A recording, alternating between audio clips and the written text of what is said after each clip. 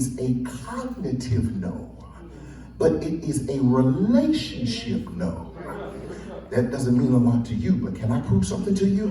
God didn't know you just because you came to church. Some of us feel like God knew us because we come to Bloomfield. God knew you before you were formed in your mother's womb. So if God knew me before I was born, that would have to say God had a plan for my life before I was born. God knew you were going to mess up, drop the ball, and do all the things you were going to do before you ever did it.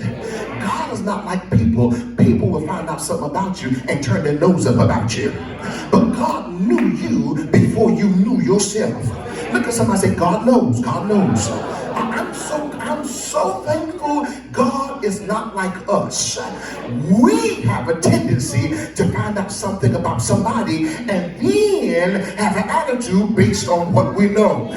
God knows your dirt and still love you just like he loved you. I might as well keep on preaching, but that was a dry spot.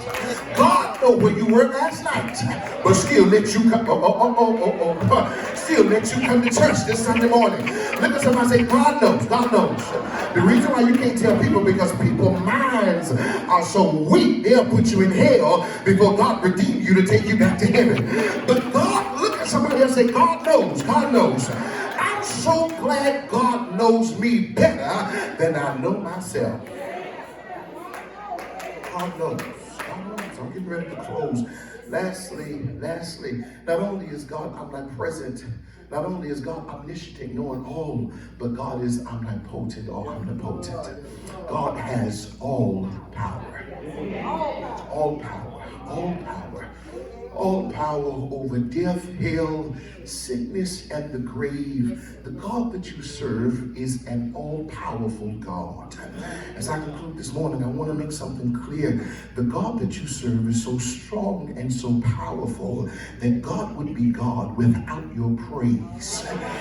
Your praise benefits you, not God. And sometimes we get it mixed up. We think if I praise God, God will be God in my life.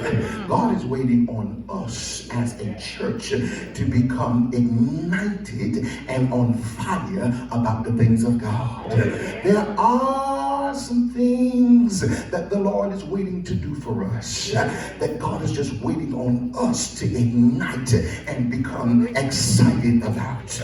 I'll declare it again. Your next year is going to be a mind-blowing year because we're starting off this first Sunday at the end of the year acknowledging who God is. God is so mind-blowing. God don't have to wait for us, but God will always be God because God is God. Look at your neighbor and say,